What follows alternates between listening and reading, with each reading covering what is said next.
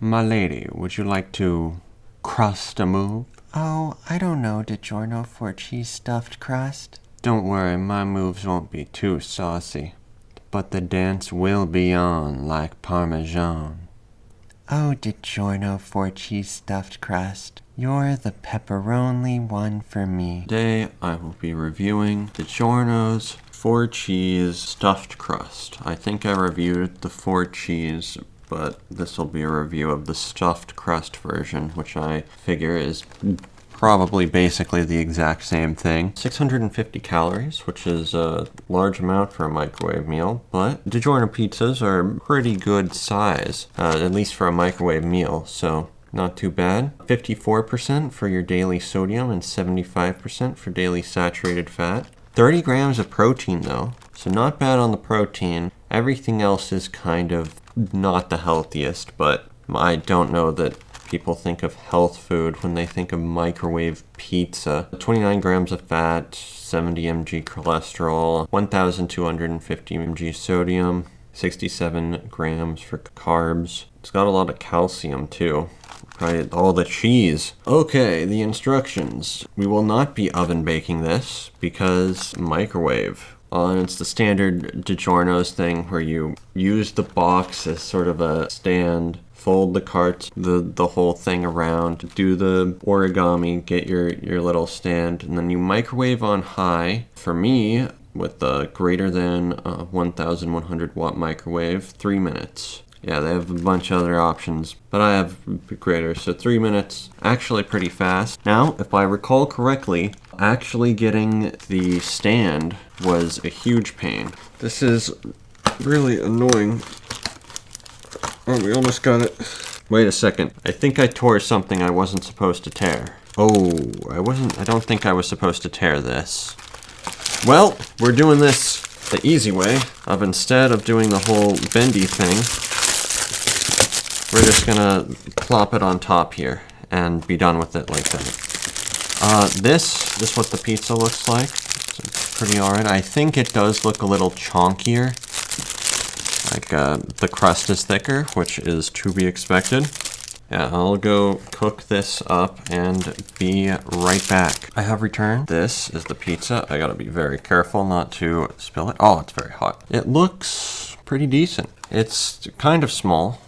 Here's my hand for measure, but not bad, not bad. Looks good. Well, it's using the box as a thing, but I think it looks similar enough to the box. Not like the stupid fried chicken bowl from last time. Now, I will say that so I did review the unstuffed triple cheese or 4 cheese or whatever version of this, I think, previously. I'm not going to look up that review and watch it. I have no idea what I rated that. So hopefully my opinion didn't change significantly. I don't know, it might have. I won't be able to compare the two because I honestly don't remember what I gave the other one, although I think I liked it. Anyway, everything looks good. When I opened the plastic packaging around the pizza, you could really smell the cheese, so I'm expecting this to be very cheesy. It is quite hot, even though I left it in the microwave for probably a few minutes after it finished to let it cool down.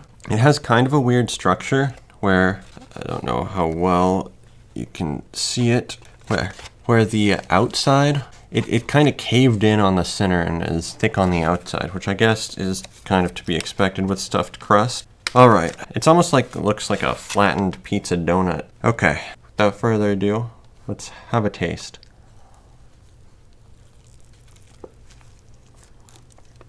Okay, so it's quite chewy.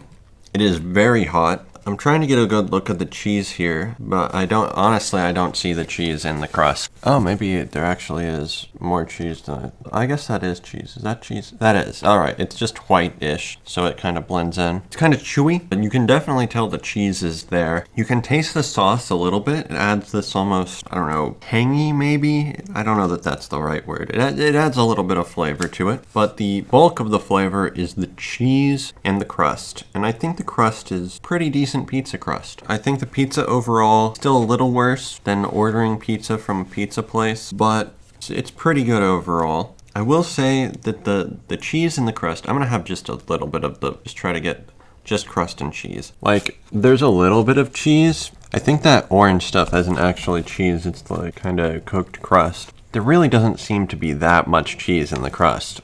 Maybe there's more cheese than I think. Regardless, the crust mostly tastes like crust. You can't really taste the cheese. The cheese sort of, I think, makes it chewier and a little thicker, maybe. I don't know. I'd have to have a non-cheese crust to compare, because just eating the crust with the cheese in it, I can't really tell that there's much cheese. Maybe it's just my inferior taste buds, but I don't know that the cheesy crust is really adding much. Yeah, I don't know. It's definitely got cheese there. My dull taste buds just can't really tell. But by looking at it, I can see that there's cheese. I think it's cheese. The thing is, the cheese is like the same color as the bread crust part, and then it sort of blends together. The center of the pizza is good, though. It's very cheesy. I do like the sauce. It's a little tomatoey, tangy, pretty decent. Not the best pizza I've ever had, but very good for a microwave meal. It says 4 cheese, but I can really only taste one type of cheese. I don't know the types of cheeses by taste exactly. I want to say maybe mozzarella, but it tastes heavily of a certain type of cheese. I think it's mozzarella, and the cheese does make it a lot chewier. Yeah, I think this is pretty good. I'll give it an 8 out of 10. I think it's better than your average microwave meal. Not as good as an actual pizza from a pizza place, but still pretty good. Is this one better than the normal traditional crust? I think so, probably. I like the chewier crust, which I think is probably doing of the cheese in there, but I still can't really taste the cheese. It's very white and sort of in a block almost. It's fine. It doesn't taste bad. It's not like those cheese sticks that we have in America that are just awful. Yeah, 8 out of 10. I think this is good. Very good for a microwave meal. Good for a microwave meal. Thank you for watching. See ya.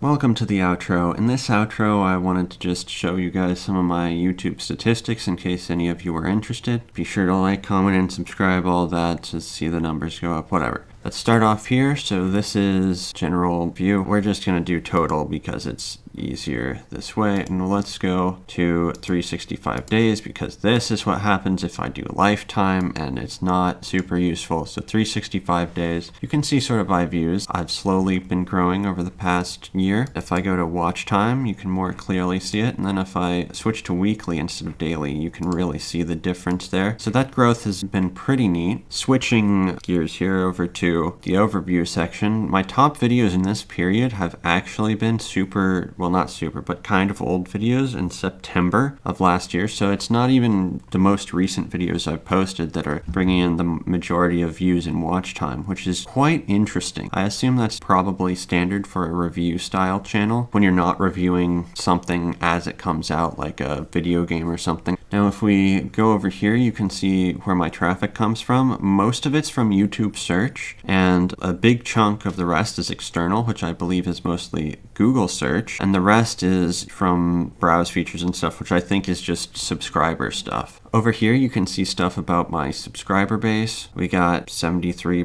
unsubscribed, 26% subscribed. The reason I've been showing this at the end of videos is because YouTube was like, this is the way that you get people to subscribe. Because I think Dream did it at the start of his videos and he blew up extremely fast. So I didn't want to do that. But since I already had an outro, I figured I'd just throw it in there. You can see that gender has stabilized a little bit. Whereas before it would be like 100% male, 100% female. It's now a more believable situation where it's 1 in 5 female versus male. I don't think age is probably correct. I imagine there's more of a spread than just everyone being mid to late 20s. And then geography is United States, which is no surprise there, but Mexico, and then I don't think it shows me anyone else, no. Anyway, that's my analytics. If there's anything you want to see in terms of analytics, let me know, and I'll maybe talk about it in a future outro or something. Thank you for watching. See ya.